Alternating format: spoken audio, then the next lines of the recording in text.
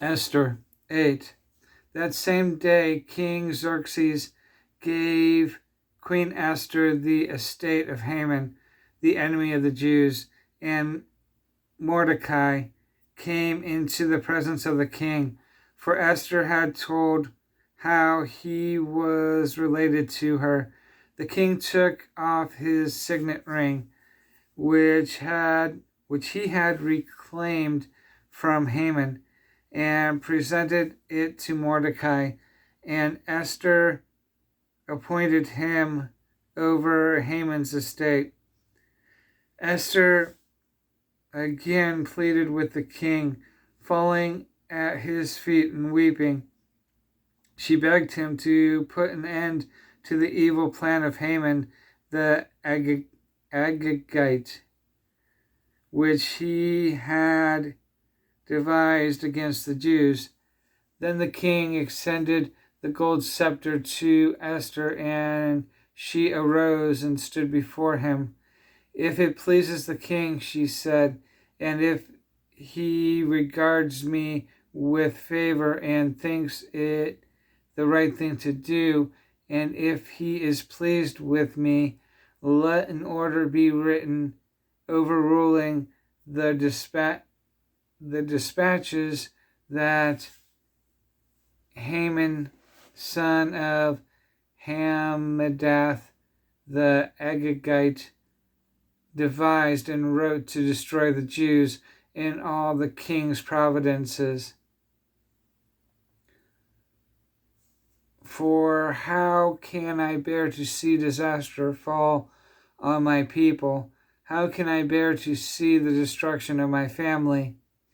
King Xerxes replied to Queen Esther and to Mordecai the Jew, because Haman attacked the Jews, I have given his estate to Esther, and they have hanged him on the gallows. Now write another decree in the king's name in behalf of the Jews, as seems best to you, and seal it with the king's signet. For no document written in the king's hand or in the king's name and sealed with the king with his ring can be revoked.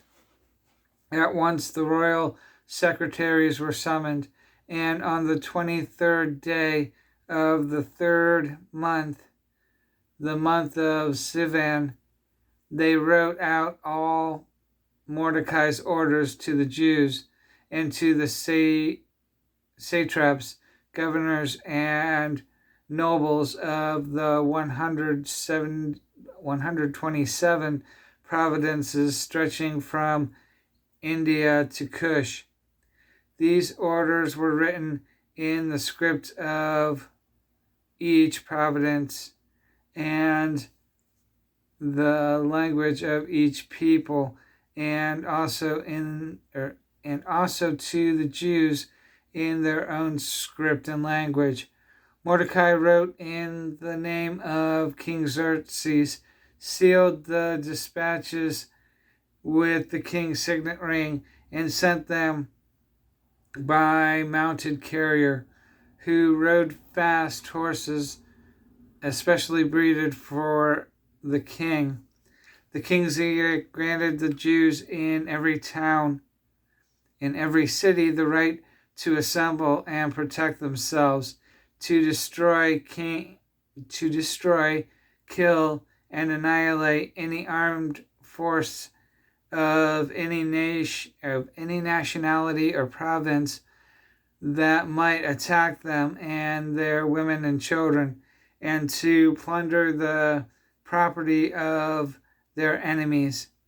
The day appointed for the Jews to do this in all the provinces of King Xerxes was the 13th day of the 12th month, the month of Adar.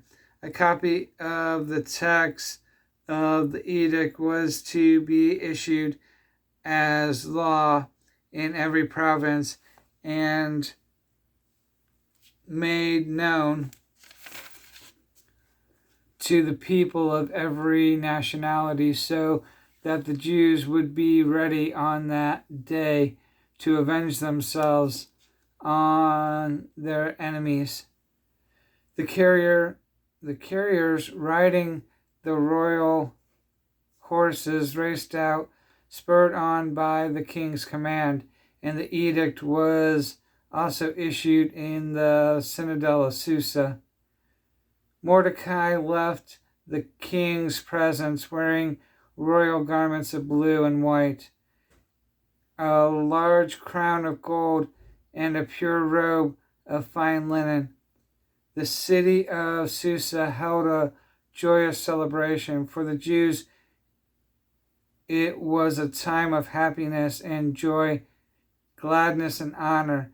In every province and in every city, wherever the edict of the king went, there was joy and gladness among the Jews, with feasting and celebrating, and many people of other nations became Jews because fear of the Jews had seized them.